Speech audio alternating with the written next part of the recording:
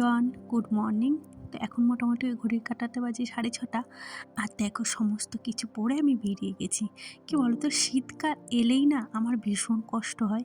আমাকে গরমে যতই কাজ দাও না কেন, শীতকাল এলে আমার না লেপ ছেড়ে উঠতে ইচ্ছা করে, না কোনো কাজ করতে ইচ্ছা করে। কিন্তু কিছু করার নেই, আমি সেরকম ঘরে মানুষ নই যে কাজের লোক রেখে দেবো বা বেলা পর্যন্ত শুয়ে থাকবো, কেউ আমাকে কাজ করে দেবে। তো আমাকে সকাল সকালে উঠে আমার কাজগুলো আমাকেই করতে হয়। এটা শুধু আমি নয়, প্রতিটা মেয়েরই কাজ করতে হয়, কিছু করার থাকে না, ইচ্ছা না করলেও করতে হয়। তারপরে এই যে দাদাটা নিয়ে এসেছিলো মাছ, আর বাড়ির সামনে যখন মাছ আসে না, আমি নিজের ইচ্ছে মতো মাছ পছন্দ করে রাখতে পারি। যেদিন একটু সকাল সকাল উঠি সেদিন রাখতে পারি, না হলে অন্য দিন তো চলে যায়।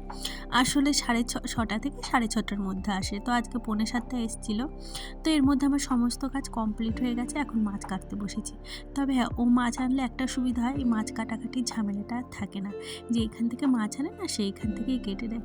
বেশ মজা হয়, মাছটা আর কাটতে হয় না। কিন্তু এই যে বাড়ির সামনে থেকে যদি রাখি মাছটা, সেই আমাকেই কাটতে হয় আর কি।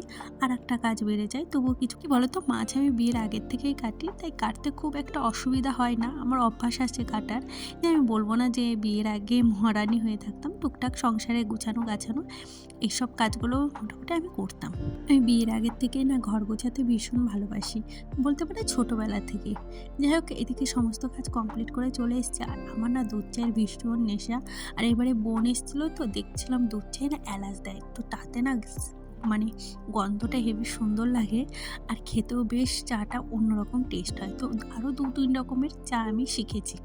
তো তারপরে চলে এসেছি এই যে, কি বলো তো, সংসারের মায়া। আমরা সংসারের মায়া বলে কত কিছু করি, তাই না? একটা সময় ওই গ্যাসে রান্না করতেই কত ভয় পেতাম, কিন্তু এই যে সংসারটাকে ভালোবাসি, এখন ভাবি ওই পাতা পুতো যাই হোক, যা কিছু দিয়েই রান্না করি না কেন, একটু সাশ্রয় হলে আমার সংসারের জন্যই হবে। কেননা কেউ আমাকে দিতে আসবে না, কেউ নিতেও যাবে না। আর আজকে তো আমি রান্না করতে গিয়ে পুরো কেঁদেই ফেলেছিলাম, আর কাজ করতে করতে গরম লেগে গেছিলো। আর কি বলতো, আমার ননদও একটু হেল্প করছিল, কেননা দুদিকে সামাল দিয়ে আমি পারছিলাম না। আর ও যাবে আবার অফিসে খেয়ে, তার জন্য আর কি। তো এই উনুনটা এতটা ধুমো লাগে না, মানে সব হাওয়াগুলো সামনের দিকে দেয়। আর এই জন্যই আমার মানে খুব কষ্ট হয় মাঝে মাঝে রান্না করতে। আর এই যে দেখছো, কড়াইয়ে রেখে আমি ধনেপাতা তুলতে গেছিলাম। বলো তো, কিছু ফুল গাছ লাগিয়েছি, ওই গাঁদা গাছ, তার নিচ থেকে না কিছুটা ধনেপাতা ছিটিয়ে দিয়েছি, বেশ ভালো হয়। যখন বাড়িতে ধনেপাতা না থাকে তখন ওই দিকখান থেকে এনে আর কি রান্না করি। আর রান্না করেছিলাম আজকে পোস্ত। তো মোটামুটি ওইদিকে রান্না বাড়া কমপ্লিট করে এখন চলে এসেছি। আর এখন ভাবছি মানে আমার ননদ কদিন থেকেছিল, তো চলে যাওয়ার পর এটা পরের দিনের ভিডিও ভাবলাম আজকে মানে বালিশগুলোও রোদে দিই, আর বেড কাভারটা চেঞ্জ করে নিই। আর এই ঘরটা বেশ কদিন হয়েছে ধরা হয়নি, মানে কেউ বাড়িতে এলে কাজের চাপটা একটু বেড়ে যায়, অন্যদিকে আর নজর দিয়ে হয় না। আর কি বলবো, একদিন গেলেই যে ঘর বারান্দা এরকম অবস্থা হয়, মানে এত ধুলো কোথা থেকে আসে কি জানি। মানে সপ্তাহে সপ্তাহে যদি পরিষ্কার না করো না, তাহলে তোমার মানে ঘরের দিকে আর তাকাতে পারবে না। তো বলো তো, মাঝে মাঝে ভাবি মেয়ে হয়ে কেন জন্মালাম, সারা দিনেও কাজ ফুরায় না। অথচ ছেলেদের দেখো একবেলা কাজ করলে আর একবেলা তবুও বসে থাকতে পারে, আমরা দিনে সেরকম রাতে মানে দুবেলাই। আবার পরের দিন কী করব না করব সেটাও ভেবে রাখতে হয়, কি জ্বালা বলো তো। মাঝে মাঝে ভাবি মেয়ে জন্ম নেওয়াটা জ্বালা, তবু হ্যাঁ, ছেলেটারও অনেক কষ্ট, তাদের বাইরে গিয়ে ইনকাম করতে হয়, তাদেরও একটা টেনশন। যাই হোক, আমরা নিজেদের কথাই বেশি একটা ভাবি আমরা কত অসহায়। আসলে ছেলেরাও মানে বাইরে গিয়ে খাটে, বাট আমাদের কাজটা আর কি ফুরায় না। ওদের কাজ তো তাও একবেলা হয়, আর একবেলা চুপচাপ বসে থাকতে পারে, কিন্তু আমাদের আর কপালে সেই সুখ নেই, কি আর করব, সারাদিন গাধার মতো খেটে যাও আর কি বাড়িতে।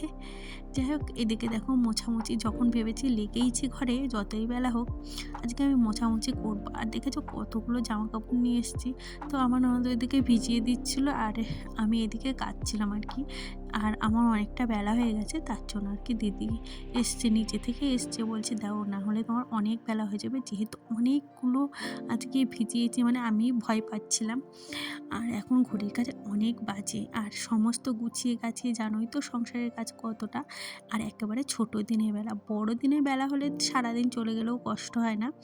ঠান্ডার দিনে না একটু বেলা হয়ে গেলে মানে স্নান করতে না ভারী বিরক্তি লাগে, যদিও কিছু করার নেই, কাজ করতে করতে গরম লেগেই যায়। এখন চলে এসেছি ছাদে, ভাবছি যে এইগুলো আর মানে সমস্ত কাজ আজকে কমপ্লিট হয়ে গেছে, এগুলো মেলে টেলে স্নান করবো আর কি। স্নান করে পুজো দেবো, আর পুজো দেওয়ার চাপটা হলো সব থেকে বড়। আমার মনে হয় চারিপাশে আজকে ছাদে জামা কাপড় মেলেছি। তো এখন মোটামুটি বাজে ওই 2টো, আর এই যে বালিশ কাঁথাগুলো সকালে রোদে দিয়েছিলাম, এগুলো এখন নিয়ে যাবো। চান করবো কটায় এখনও ঠিক নেই, এখনও ঘর মুছে বাকি, পুজো দিয়ে বাকি, তো টুকটাক কাজ বাকি। ওর বাবা মানে চানটা আমি করিয়ে দিয়েছি, ওকে খাইয়ে দিয়েছে, এখন খাইয়ে ঘুম পড়িয়ে দেবে। তো এই দিক থেকে আমি নিশ্চিন্ত। আমি এখন যখন চান করি দেখা যাবে।